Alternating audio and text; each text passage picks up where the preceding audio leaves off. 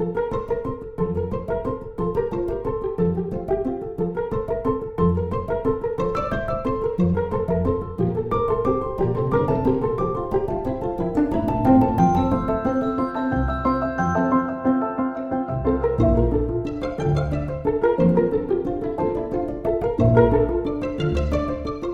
evening, friends.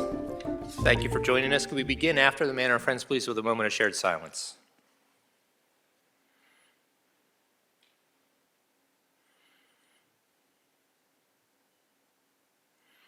Thank you. Thank you for joining us for this wonderful Sidwell Friends tradition on a beautiful fall evening. I want, before we start, if we could thank the advancement team for the great work that they've done in putting this together.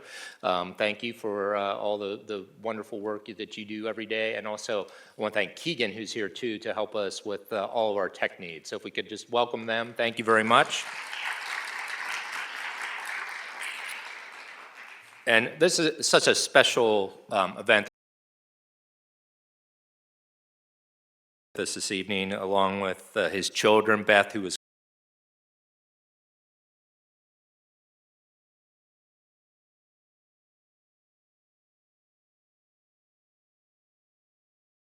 Barton here with us today, right? And Barton, you know, who is also very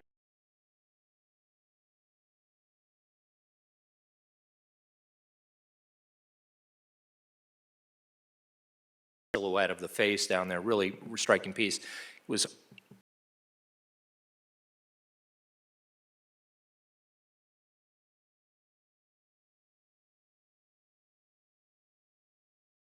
up and healed up. So please send our best to Barton and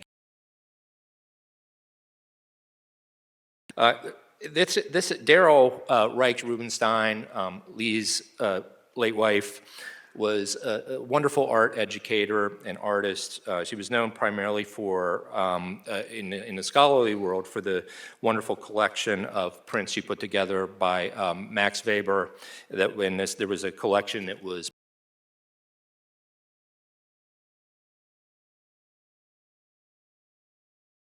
for a while, right, did some teaching here and was really well known in the community. And this is just a wonderful way to pay tribute to her legacy, and we thank you for it. And it feels like it's been growing every year also. This very much feels like a program.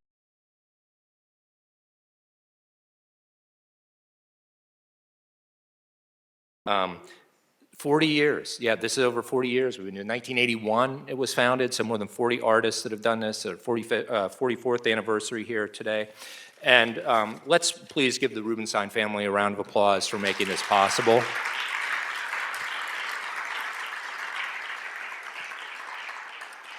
I think another reason why this has grown so much is because Aaron has done such a wonderful job. Aaron Brophy, who is our middle school art teacher and does all the curation of the galleries and looks over our growing art collection, a small but mighty art collection, which you can see in addition to the visiting artists we have here today. We have some Sam Gilliam work in the lobby.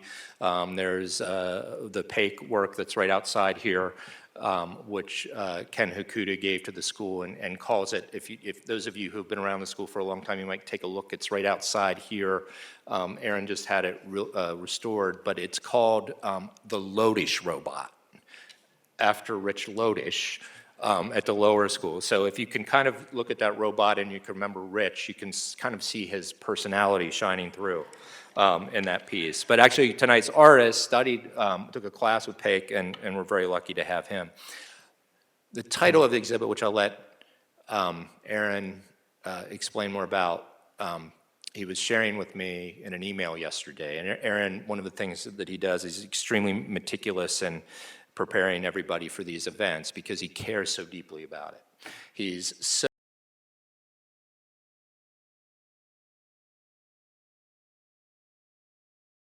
learn from them and emulate their art. And the title, of course, and again, I'll let Aaron talk about the origins of it, is More Light. Right? More light, it translates to more light, which we all need more of in this world, more light. And so we're very fortunate to have an artist who is bringing that light to us, having us think critically, having us try to think more empathetically, having us to try to think more universally about how we might create a more unified world, a kinder world, a more sensitive and sensible world. And Aaron has brought such light to his work as a teacher.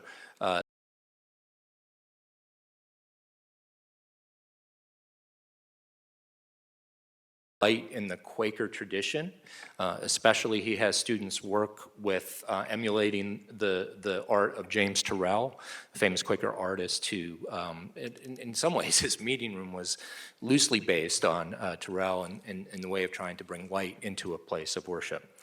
So please welcome, to do the introduction to this year's speaker, Rubenstein lecturer, please welcome middle school art teacher and curator of the Rubenstein Gallery, Aaron Brophy.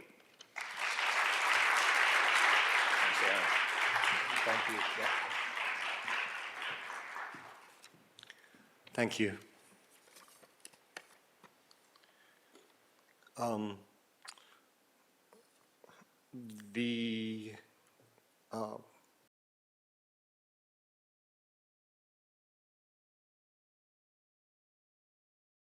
Introduced to me last Thursday. We were kind of going back and forth on the title for a while, and I thought the show maybe wouldn't have a title. Fortunately, the vinyl lettering came in time, and we were able to get it up on the wall. But in addition to the literal translation of more light, my understanding is that these are also the words of Goethe's, his last words on his deathbed, and that the idea of myriad could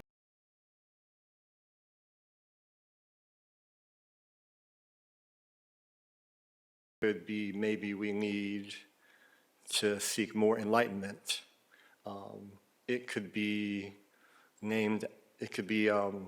asking for a drink, right? There are different layers of meaning for myriad. And so the fact that we could introduce this as the title, had some literal and metaphorical layers to it that really resonated with me. And when Kota literally sent me a 2-word text, and those were the words in the text, and it just kind of struck. And I hope that as you're looking at the image up on the wall is titled Empire, and in the spirit of more light, as you see the light, the watercolor flickering, the pixels flickering, the light on the building changing. I saw this in New York City in September at his gallery, the Ryan Lee Gallery, and it was in a room, an individual site-specific room that was almost felt like it was made for this piece. It was kind of like seeing a Caravaggio in Rome. And I really didn't know if we'd be able to present it in a way that paid homage to it and made it work. And because I was originally thinking we'd put it in the gallery, but the gallery space, I just didn't know how to make it work. But when we flipped it and decided to present it in this room, this video is over 2 hours long. So for the duration of the reception and the lecture, all of you get to experience the light of Kota's work in this space. And I'm really honored to be here and to be able to be a part of this with you tonight.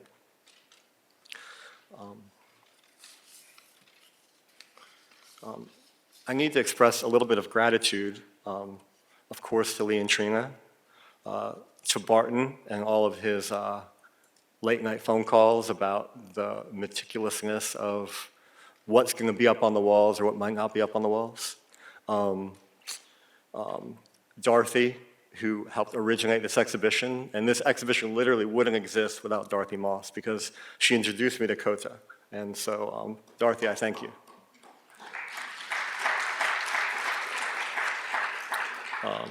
Dorothy, as a Sidwell parent, as a former curator at the National Portrait Gallery and the current director of the Hung Lewis Estate, has become an art impresario, and it's really fun to work with you.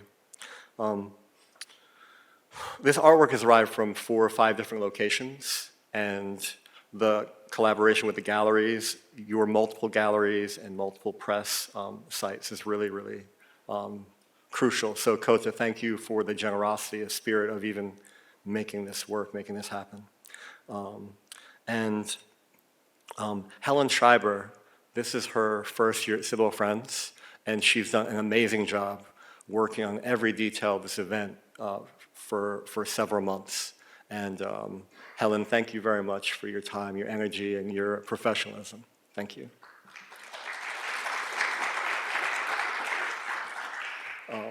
Coach, in one of our very first conversations, I wasn't even talking to you, I was listening to you on YouTube.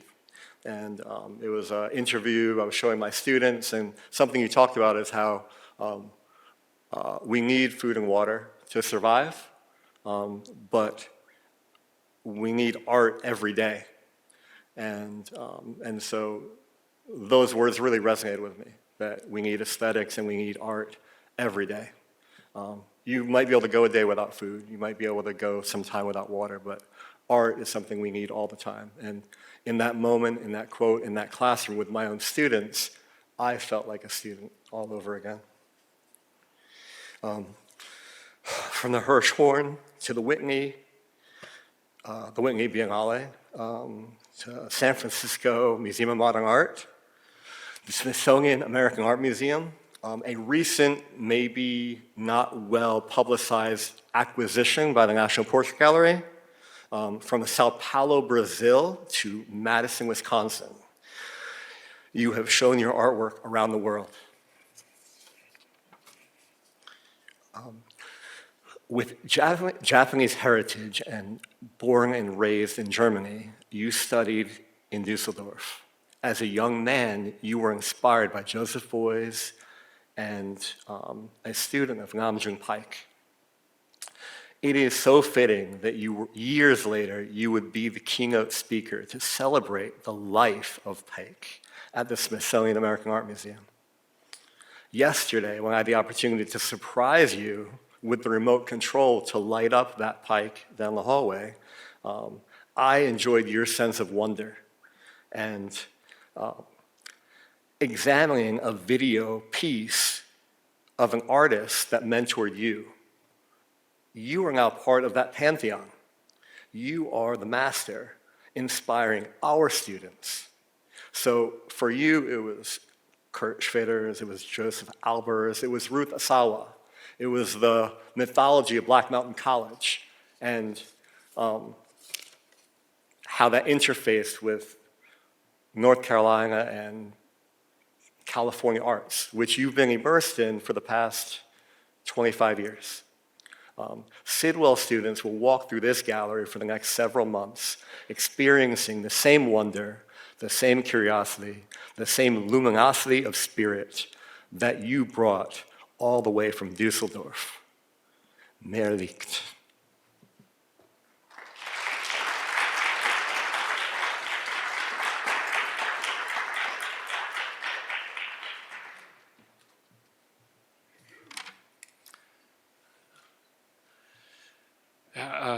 Thanks so much for having me, and thanks for the kind introduction. Thanks, Dorothy, for connecting the dots and bringing me here. It was also thanks for the students for making these drawings in the vitrines.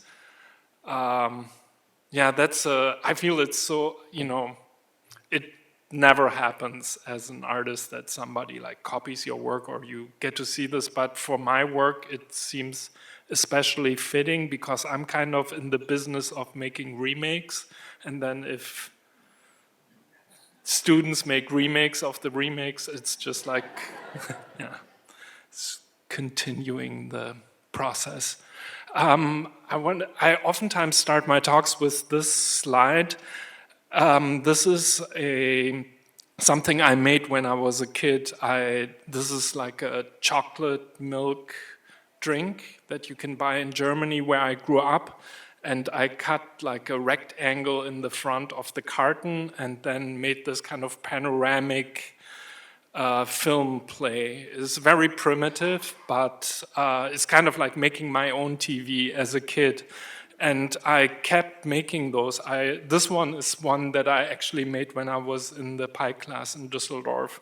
That was very much the spirit of making. Video was adjacent to sculpture, and so I thought, like, time to make another chocolate drink TV. And then the event that Aaron mentioned, the 80th birthday of Pike, that was celebrated at the Smithsonian American Art Museum. I don't think I was a keynote speaker, but I was invited to attend and to say a few words. And I thought it was so daunting because I'm not an art historian, and I've met Pike, but like I didn't know him well. But so for that event, I also brought one of these chocolate drink TVs and just, made a little performance and showed everyone how they work. And then the director, I think who's no longer there, really liked it and asked if I would donate it to the collection. So now this is in the collection of the Smithsonian American Art Museum. And I felt like this was a really good move of mine. And so I started out as a sculptor, but video was something that I fell in very early, and I experimented widely. I made narrative films, and I made like conceptual text-based works, and they didn't, have an audience as that happens for most young artists. And the first thing I've done that where people paid a little bit attention was actually music. And this is a band that came out of art school. We played kind of like electronic music on synthesizers and keyboards. And what I'm going to show you now is like one of our music videos. This was made in the late 90s. Blue, yellow, red, green, green, red, yellow. Red, yellow, blue. Green, green, yellow, yellow.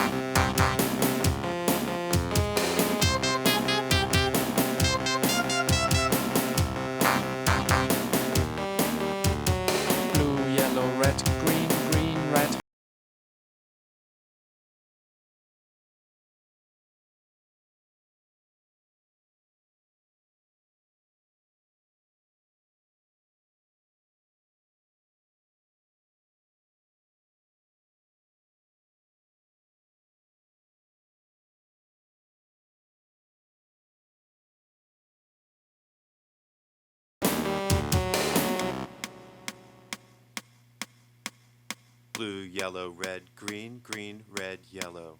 Red, yellow, red, blue. green, green, red, yellow, yellow. blue. Blue, yellow, red, green, green, red, yellow. Red, yellow, blue, green, green, red, yellow, yellow. Yellow, yellow, green, green, blue, yellow, red. Yellow, red, green, green, red, yellow, blue. This is not the end of the song. It continues for a little bit. And it's a playful song, and actually kids really like it, like young kids especially, because it's danceable and the lyrics are really easy to remember. But my thinking behind it was more serious. Like I thought one of the art historical movements that I really liked when I went to art school was constructivism and De Stijl and Bauhaus and these abstract geometric artists. And I thought, what would like a constructivist artist do today if they had the tools that I have? And then I thought like they would probably make a video like this. But like I said, I don't think that necessarily audiences saw it that way, but it was shown this last summer in a group show.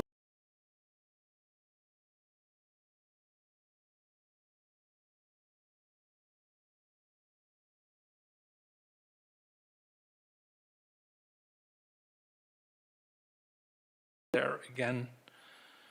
I'm going to go on. And from then I made kind of so this was also, the video was done on a really old computer that nobody uses anymore. It's called an Amiga 2000, like an early video computer that probably Pike used for a lot of his early video pieces. And in the early 2000s, I made a switch and I started to make more representational videos with figures in it. And the first one I made was of the OJ Simpson verdict. I'm going to show a short excerpt from that video. Mrs. Robertson. Superior Court of California, County of Los Angeles, in the matter of the people of the state of California versus Orenthal James Simpson, case number BA097211. We, the jury, in the above entitled action, find the defendant Orenthal James Simpson not guilty of the crime of murder in violation of Penal Code Section 187A, a felony upon Nicole Brown Simpson, a human being, as charged in count 1 of the information. Superior Court of the State of California, County of Los Angeles, in the matter of the people of the State of California versus Orenthal James Simpson. We, the jury, in the above entitled action, find the defendant Orenthal James Simpson not guilty of the crime of murder in violation of Penal Code Section 187A, a felony upon Ronald Lyle Goldman, a human being, as charged in count 2 of the information. Title action further find the special circumstance that the defendant Orenthal James Simpson has in this case been convicted of at least 1 crime of murder of the first degree and 1 or more crimes of murder of the first or second degree to be not true. Signed this 2nd day of October 1995, Juror 230. Ladies and gentlemen of the jury, is this your verdict? So say you one, so say you all.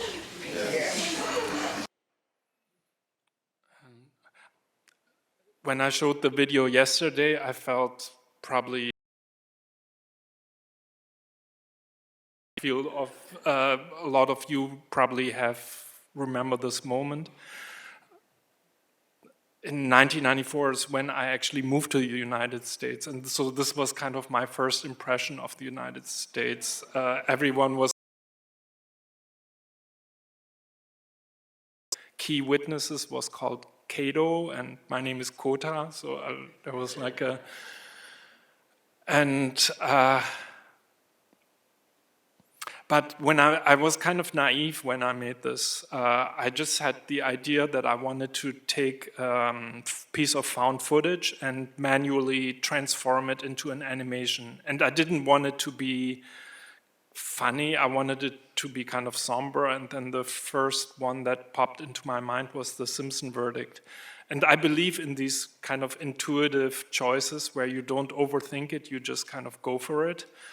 And to make this animation, we didn't watch the whole thing, took over a year to make, because animation is very time consuming, but also because I had to learn how to make it.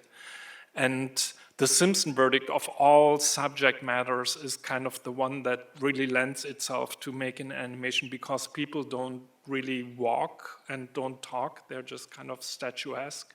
So it was a lot easier to do than something where they move a lot. Yeah, and I did this in grad school, and I didn't really know what I had done, and I sent it to a few film festivals and was shown in a few short film programs, but the people that really reacted to it were actually curators that are used to showing sculptures and paintings. So this was first shown at the Yerba Buena Center in San Francisco, and this is exhibition of it at MoMA in New York in 2006, I believe, in an exhibition called Out of Time. And you see my little video next to Rachel Whiteread sculpture that you see in the back, and paintings by Gerhard Richter of the Baader-Meinhof group on the left, and Luke Teumann's painting of Condoleezza Rice on the right.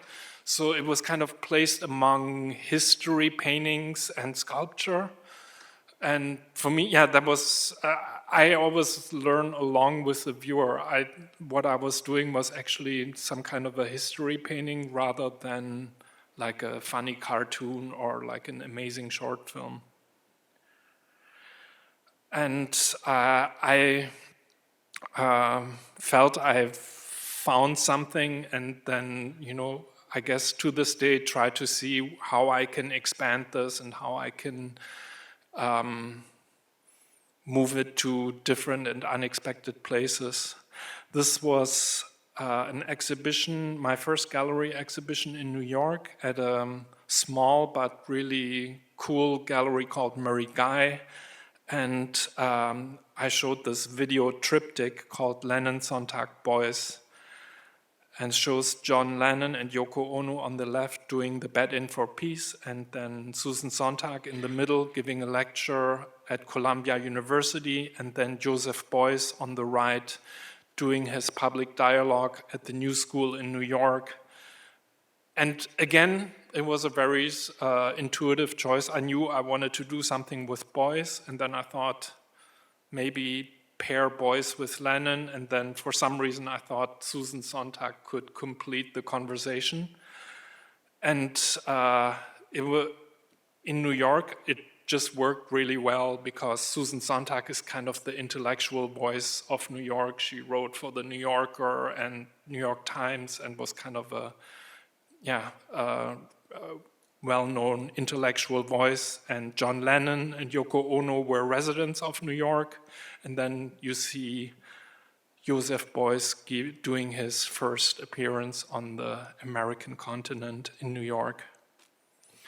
I'm going to go a little bit fast because I want to get to the present, and we're already like past 7:30, so I want to be mindful, and hopefully we'll have a little bit of time for if there are things people are curious about. This is during the big art fair that happens in Miami Beach every year. That year, this was 2006, they presented a number of videos on the New World Center, the concert hall in South Miami Beach. And it's a video of mine called Beatles über California. And I'm also going to play like a minute of that video.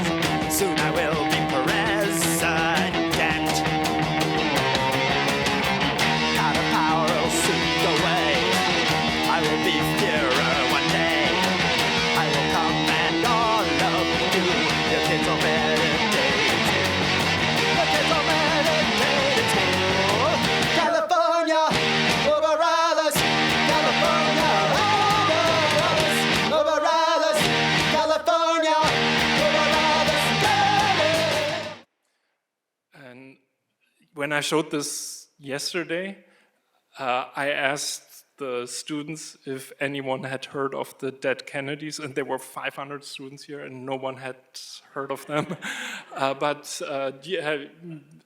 So this is like a mashup. It's the Beatles, and the music is by the Dead Kennedys, and it was a homage to the Bay Area filmmaker Bruce Conner, who got his start making films for the punk rock bands from San Francisco. Dead Kennedys was like the legendary punk band, and this was their first hit. So this was first shown in an exhibition honoring Bruce Conner, who had passed away, at the San Francisco Museum of Modern Art. But then also there's something formally which I'm interested in this. I was just surprised how well it worked to put the Beatles over the Dead Kennedys. And it's really, some filmmakers said that the event of Sing Sound was actually a big tragedy because almost every music works with almost any image. You can try it at home. You can mute the TV and put a CD on, and it always works. And I'll go on. This was I do quite a bit of commissioned works. It's something that some artists look down on. They just want to do their own thing and don't want anyone to mess with your ideas. But I like doing commissioned works because it sometimes takes me to unexpected places. This was a commission for the Vera List Center for Art and Politics at the New School in New York, and they just opened this new gallery space with an exhibition called Democracy in the Age of Branding. And this is a very small sculpture. It's just like this scale. And it's hand-painted and laser-cut, something I hadn't done to this day. And after the show, it was sent back to me and sat in my studio. And I had a visitor from the Vancouver Art Galleries. It's not a gallery, it's a really big museum in Vancouver. And this is what the Vancouver Art Gallery looked like back then. This was in 2012 when there was, I don't know if there was Occupy Washington, but there was Occupy New York, Occupy San Francisco, and there was also Occupy Vancouver. And the curator of the Vancouver Art Gallery thought it would be really great to put my sculpture outside the museum, but really big, to kind of respond to the happenings around the museum. So we recreated the really small sculpture in really large scale. So this is the team setting it up, and changing the scale of it completely changed the meaning of it. When it was small in this group show in New York, it almost looked like a joke about democracy. And then when it was this big, it became this celebration, or like it seemed more celebratory. People took selfies in front of it, and it was like 18 feet tall. And also something that I like about being an artist is that once you make the work, it kind of like goes out into the world, and it has gets a life of its own. I've refabricated the sculpture now several times, and one of the stops was here in Washington, D.C. This was in 2014. There was a public art festival called 5x5, and they asked me if I could recreate this sculpture in Canal Park, which is next to the baseball stadium. And I didn't hire these people to stand off the sculpture. This is just kind of what happened. We were setting it up, and these people were on their lunch break and decided to pose.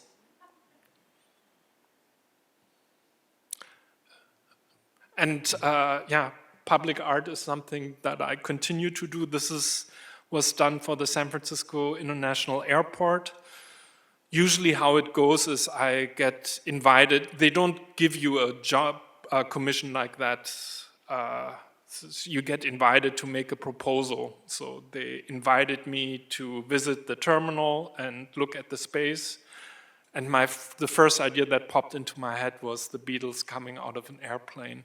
I also knew, having done this for a while, that you can't put like a really depressing image in an airport. People are oftentimes stressed out, even though they're late for their planes or their plane is delayed or something. So you want something that looks a little bit happy. And then the Beatles image was black and white, and I thought it needed a little bit of color so people notice it. And so I put a Pete Mondrian composition on top of it. So the piece is called Mondrian Meets the Beatles. And it's also cut wood and then hand-painted. And what I didn't know is that it's also very site-specific. The Beatles gave their last live concert 1966 at Candlestick Park in San Francisco, which is just like you can see it from the airport. So I'm not saying that happens every time, but I think the works of mine that work is that there's something happening elsewhere which connects the artwork to the place. Or I also oftentimes think that art finds its context by itself. As an artist, you really just have to make it. How we're doing on time? You're fine? Okay. Okay, I want to get to some of the new works. This is a drawing I made based on a stolen Rembrandt painting. I first saw this, I had the idea the FBI has a database of stolen art and it's online, and I thought I could make like a show just of stolen artworks. And I made this one of a Rembrandt painting that was stolen from the Isabella Stewart Gardner Museum in Boston in 1990. And while I was making the drawing, I'm not trying to annoy you with coincidences, but like while I was making this drawing, this story came out in the New York Times, where it said that the FBI had found a video and that this video raises new questions and might lead, when you read the article, might lead to the whereabouts of the paintings. And then I thought, this is my show. So I redrew all the 13 artworks that were stolen from the museum. And then I also redrew the surveillance tapes, and at the entrance of the gallery was like these security monitors with the surveillance tapes, and then when you walked into the gallery, you had the 13 artworks as light boxes, kind of like the light boxes that you have here at the school. And my hope was, of course, that the Isabella Stewart Gardner Museum would like show them at the museum, and the gallery where I showed it, they sent them an email, but they never came by, and that didn't happen. But another museum, which is actually fairly close to the Isabella Stewart Gardner Museum, it's at Amherst College, the Mead Art Museum. They took this on, and they have this period room with these oak panel walls, and I thought it just looked so awesome next to the stained glass windows. Because I feel light boxes are kind of like present day stained glass windows.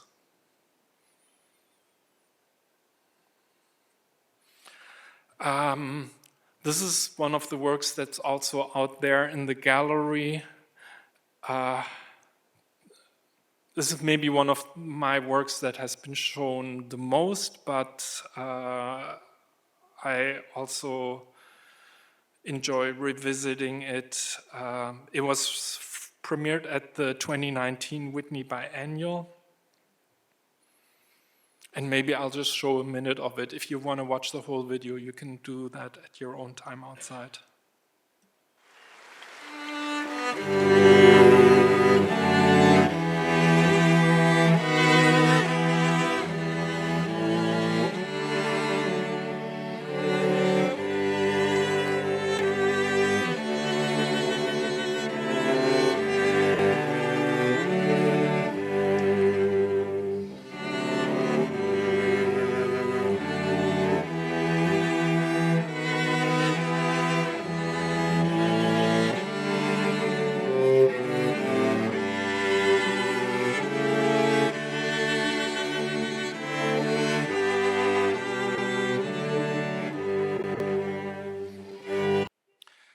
I'll leave it at that.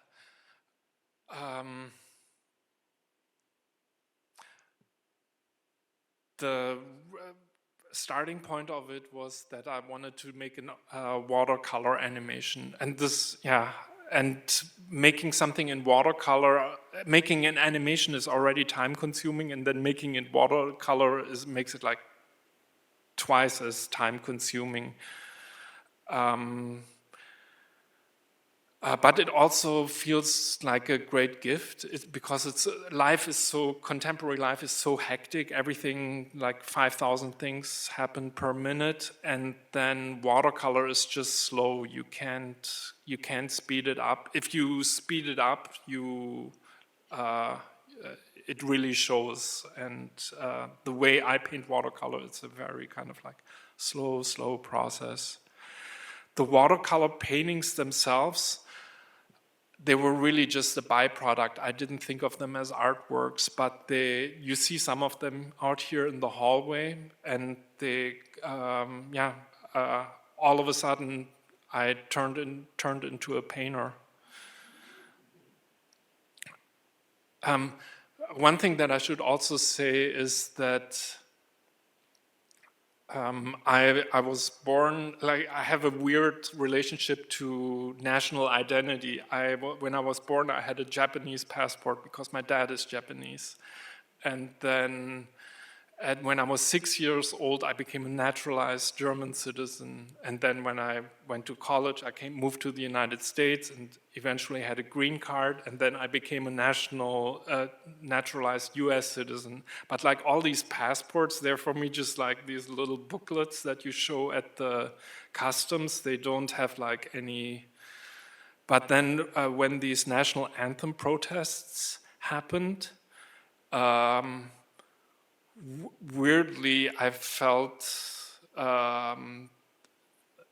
that they were a kind of an unusual demonstration of patriotism, and it also made me feel connected to what's happening in this country in a way that I had not expected.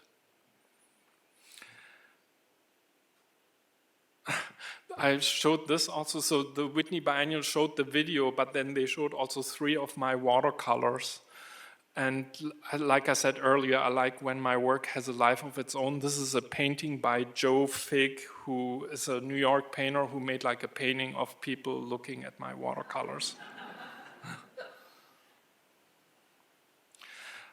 And after doing something, obviously the National Anthem protests, which started in San Francisco, the town where I live, were so contested and so tense. After doing a piece like that, I felt I had to do something that's a little bit more lightweight or abstract maybe. And I became interested in these photographs of the Merzbau, which is a Dadaist artwork from the early 20th century.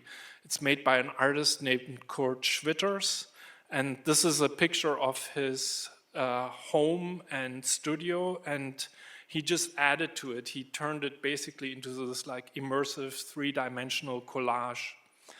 And tragically, like many German artists, he had to flee Germany in 1937 because he was considered a degenerate artist. And the apartment survived, but then the building was destroyed during the bombing of Hanover at the end of World War II. So it's one of those lost artworks, and everything that exists are 3 photographs. And then in the 80s, they reconstructed the Merzbau, and it's now at the Sprengel Museum in Hanover, and I've been to it. And it's cool that they, went through the effort of reconstructing it, but to be honest, it feels a little bit pedantic or designy. I don't think that the real Merzbau had that feeling. It was more of a wild piece. And so what I did is I recreated I didn't even try to make like a faithful recreation of the Merzbau, but I redrew the 3 photographs that existed. And I showed them in an exhibition earlier this year at Fort Mason Center in San Francisco in a room. Fort Mason is this really large space, kind of like this, but more rectangular.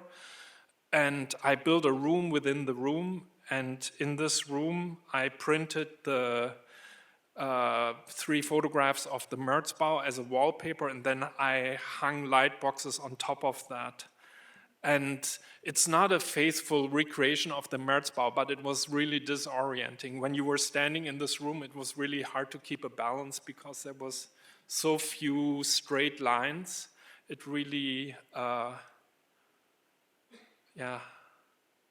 And then also, like I said, I always learn along with the viewer. One of the reactions I had was actually from a designer who saw the space, and he pointed towards Schwitter's. He was one of these artists that wasn't afraid of doing anything, and one of the things that's not often talked about is that Schwitters was also a graphic designer, and the wallpaper kind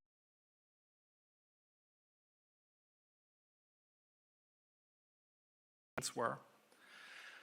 And then one last addition to the Märzbau that I built was this video called Ursonate, and it's a recreation of sound poem that Schwitters did.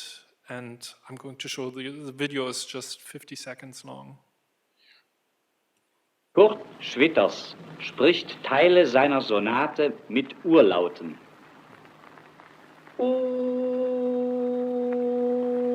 Der Bebe, Finsbe, Bebe, Finsbebe, Finsbebe, Finsbebe, Seu, Pegif, Vie, the Sindri im Pitto, Yuka, Rinsaka the baby hinskermu, Tiuhunsetio rinskermu, Racket baby, Rum to Tiuhunsetio hinskermu, Tiuhunsetio rinskermu, Racket baby, Racket BC, Fums beve Teu, UTTVB 5.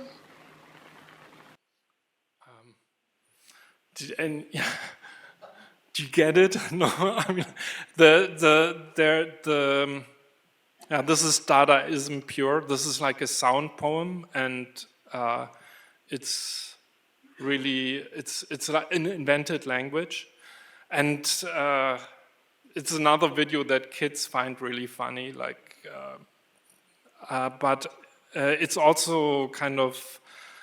Serious. The Dadaists invented these languages kind of to protest German national thinking, and they said, like, we won't speak German anymore, we'll invent our own language. There were two other projects in this exhibition at Fort Mason, and they're both very kind of connected to San Francisco, and one is based on this event, and I don't know how many of you are aware or heard of this. This was in 1969, and Alcatraz Island, after it was a federal prison and before it became this major tourist destination, was just like this island with a building sitting, and a group led by a San Francisco State student named Richard Oakes, who was a Mohawk. He an activist, and he formed a group called Indians of All Tribes, and they occupied Alcatraz Island for almost 2 years, 19 months, starting in 1969. And 50 years later, there was a commemoration of the occupation of Alcatraz is a very significant event. I'm also just learning about these histories through making this work, and I collaborated with a young writer and filmmaker with the name Julian Brave Noiscat, and he describes the occupation of Alcatraz as the most important civil rights story never told. And in 2019, 16 tribes from all over the West Coast made a commemoration or celebration of the 50th anniversary of Alcatraz and did a ceremonial canoe journey around Alcatraz. And I don't know, for those of you who are not from the Bay is not like a lake. It's very wild water, so they did a lot of kind of studying to figure out what the currents were, and what you see is the Ohlone canoe that traveled around Alcatraz. And I want to read just a short description of this event by Julian. Despite the influence of oaks, the Indians of all tribes, and the occupation on indigenous policy and life, this essential chapter of American history remains largely unknown, even in the diverse and progressive Bay Area. Over 1.4 million people flock to Alcatraz every year to peer inside jail cells that once held notorious criminals like the Birdman and Al Capone, not knowing this was the same place Native activists made their stand. But for one day, or maybe even just one morning in 2019, the canoes made it possible to see Alcatraz the way it is still seen by Native people, a symbol of our resistance and our rights, an island reclaimed by our elders, an idea and monument that things changed. Those 18 canoes carried more than just people, they carried our history and they pulled towards our future. So I was told about this event by an elder named Malcolm Margolin, and he connected me with Julian. And we ended up making a video animation that was first shown by the San Francisco Arts Commission in one of the new city buildings, and then here at Fort Mason. And at Fort Mason, this was especially effective because you can really see Alcatraz Island when you step outside the building. And I don't know how much time we have left, but okay, so I'll show you the video.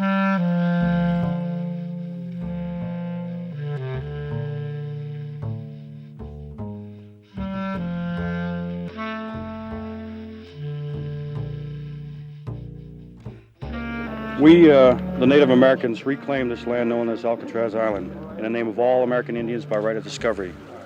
We wish to be fair and honorable in our dealings with the Caucasian inhabitants of this land, and hereby offer the following treaty.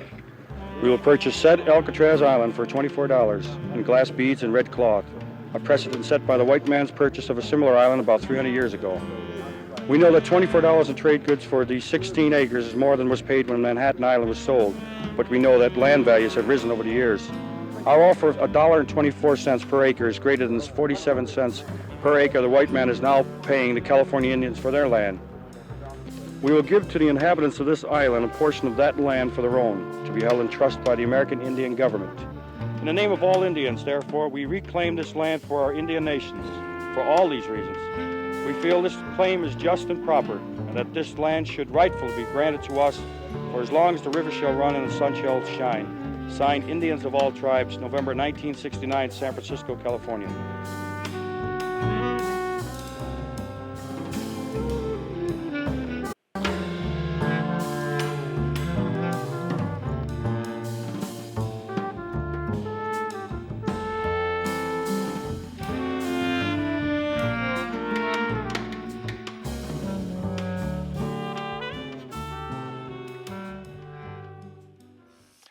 The words that you heard were Richard Oakes, and this is called the Proclamation of Alcatraz. It's something he read to TV cameras when the occupation happened.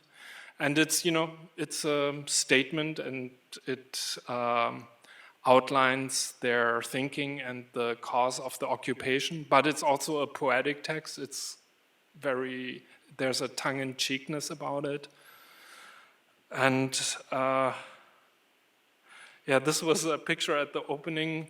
Richard Oakes is no longer with us, unfortunately, but to the left is his grandson, Elijah Oakes. I had not, but he showed up. And to the right is Julian Brave Noisecat, my collaborator with him. And some people who I talked yesterday had heard of Julian Brave Noisecat. He just published a book called We Survived the Night. He was on NPR Fresh Air with Terry Gross talking about it. So he's, you can kind of tell in the photo, he's like a little rock star. So if you haven't heard about him yet, I think you might. And he also made an Oscar-nominated documentary film called Sugarcane, which I highly recommend. Okay, maybe I squeak one more tiny in, or yeah, okay, yeah, one more thing, and then we're like this. I wanted to get to this show that just showed at the beginning, and it's kind of voluminous. So there was one more piece in the show, and that's going to be the end of the talk. And I also wanted to introduce it a little bit with this image. This was in 2020 during the 2020 presidential campaign, and this was the height of the pandemic. And this is a photo of Fort Mason. This is beautiful. It's a former military installation, now a cultural center. And during the pandemic, they turned Fort Mason into this pop-up movie theater. And they showed films, but they also showed, the presidential debate. And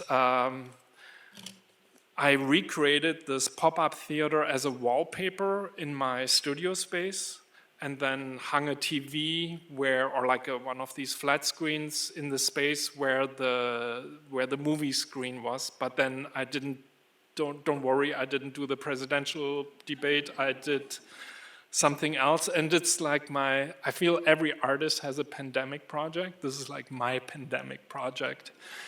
And I don't know if you remember, at the very beginning of the pandemic, there was a cruise ship that was going from San Francisco to Hawaii, and then once it had left San Francisco, they found that on a previous leg of the trip that somebody had COVID, and this one was one of the first few discovered cases of COVID-19 in San Francisco, in America. And then the boat was kind of like left out, stopped, and kind of in a holding pattern, and they didn't know what to do with it. And then at some point, they decided, we'll bring it back, but we won't bring it back to San Francisco, we'll bring it back to Oakland. Like, don't ask me why, but this is what happened. And I live in Oakland, and my studio is just like 2 miles from where the ship landed. And I remember driving over the bridge, and there was a traffic jam on the bridge, and it was not because there was a lot of traffic. It was all people taking pictures of the ship. And I felt that the ship kind of became the visual icon of this invisible virus. And like, I'm not a doom scroller, and I'm a pathological optimist, but like, I felt there was something really sad about this ship, but there's also something,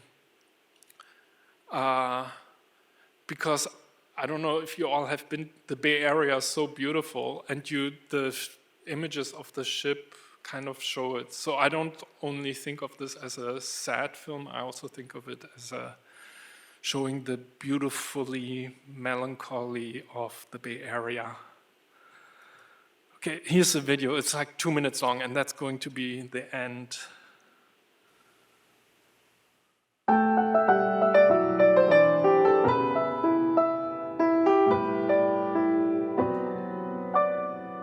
The sample collection continues from guests, or continued from guests, and crew members previously contacted for testing.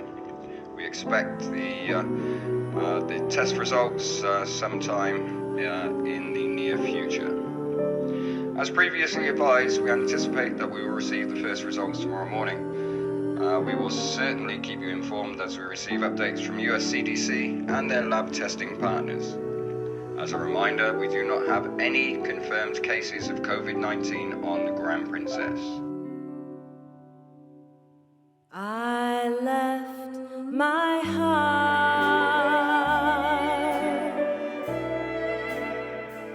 in San Francisco, high on a hill.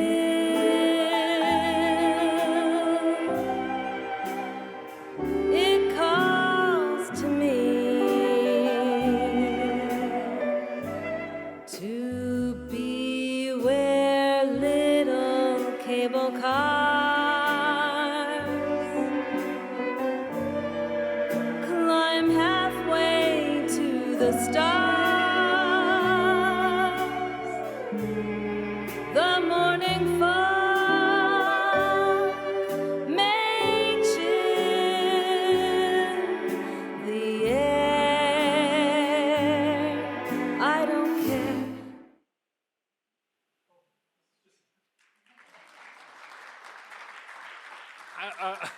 It actually goes on, but I think you get the idea.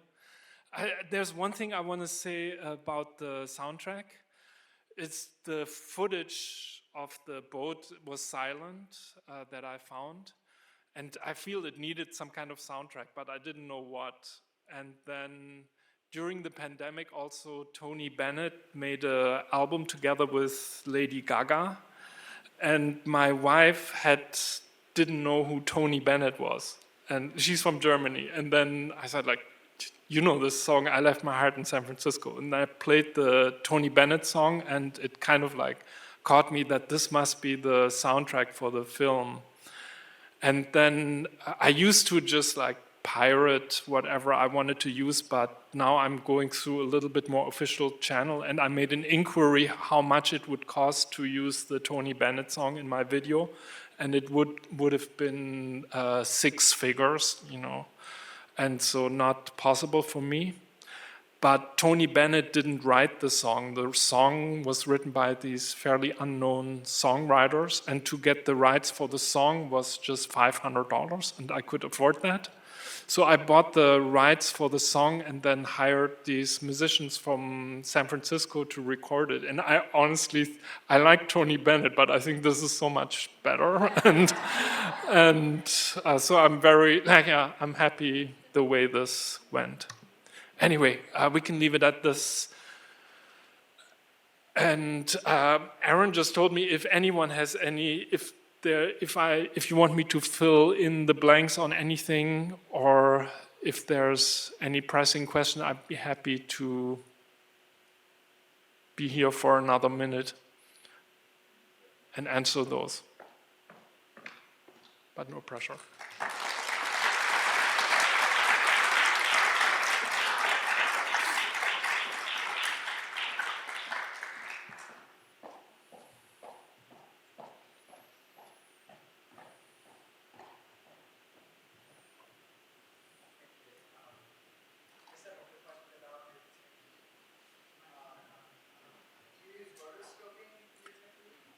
Yeah. This is rotoscoping. It's not for those of you who are not familiar with this term. Rotoscoping is basically means tracing over camera recorded images, and this was done in the early days of rotoscoping. They had like actors act the movie and then drawers redraw it, but I typically just draw over videos that already exist. I don't record the videos. Yeah. Thank you. I have a daughter who went to school here and is now in art school and studying animation, and she's doing rotoscoping, so I think this will be very... Okay. It's funny, like, I didn't study animation. I went to, I studied with Pike. He's the most well-known one, and I'm more like when... a lot of art school is kind of, you talk about things, and it's more conceptual. And the technical things I taught myself. And even I teach at an art school. I don't teach in the animation program. I feel I should, but they, yeah. Rotoscoping, I think it's becoming accepted, but for a while it was also a little bit looked down on, as not the, real animators do the kind of bouncy movements and things like that. And yeah, rotoscoping is basically tracing.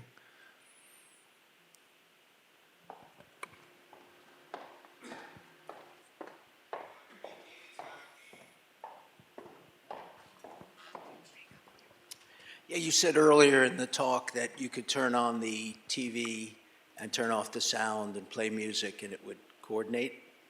So I felt in the ship movement that the Tony Bennett song coordinated strongly with the movement of the ship and the motion, especially at the beginning. Does that correlate for you? Yeah, for sure. Yeah, it's the... I gravitate towards these really well-known images and well-known sounds. You know, I've done the Beatles and the Empire State Building, and sometimes I feel almost a little bit ashamed. I wish I would do more kind of obscure things, but I like these recognizable sounds, and I like them because they kind of stir some emotions in me, just like you said. When I put it's easy enough to do on a computer. When I put the Tony Bennett song under the images of the ship, my heart just went like, ooh, it was like, and just in the video, it also happens right as the first phrase of the song happens right as the boat crosses the Golden Gate Bridge. Yeah. For sure. Hi. This is so beautiful. It's almost like, day to night, you don't notice it in your real life, and it sort of happened because I was busy watching all this stuff, and suddenly it was nighttime here. And I'm just wondering if you can just describe a little bit how you made that and how long it actually is. I mean, yeah, this was, I gave it, so I had this big show at Fort Mason. It was big kind of in terms of square footage. It was like 4,500 square feet or so. And it's daunting, but I think it kind of worked out. And then I had the opportunity to show a portion of that show in New York this fall, the show that Aaron saw. And for some reason, I can't do it. I can't show the same thing twice, just like, it feels too, I had to give it, so I felt I had to add one more element to the show in New York. And then I had the idea I could show Empire, which Empire is, this is also not all made up. It's in a way a remake also. It's a remake of a film by Andy Warhol called Empire. And Andy Warhol's Empire is 8 hours long. And for 6 hours of it, it's just nighttime.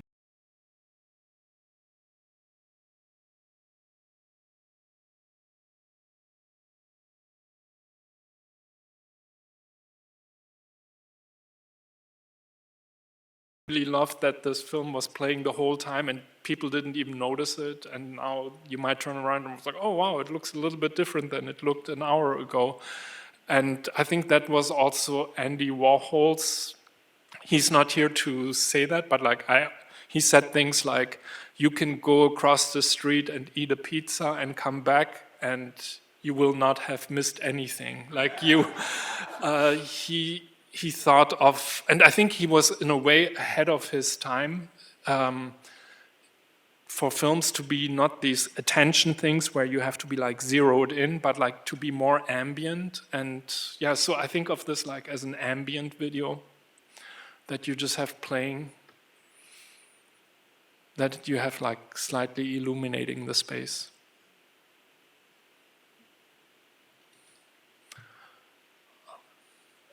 Thank you. Thanks.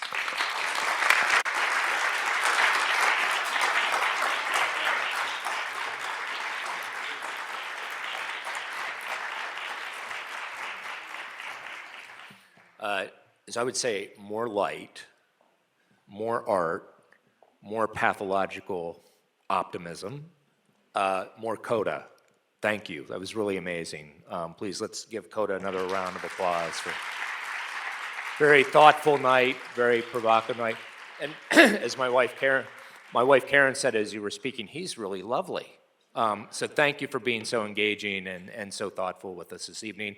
Thank you again to the Rubensteins for your generosity and for making this such an important part of the Sidwell Friends tradition.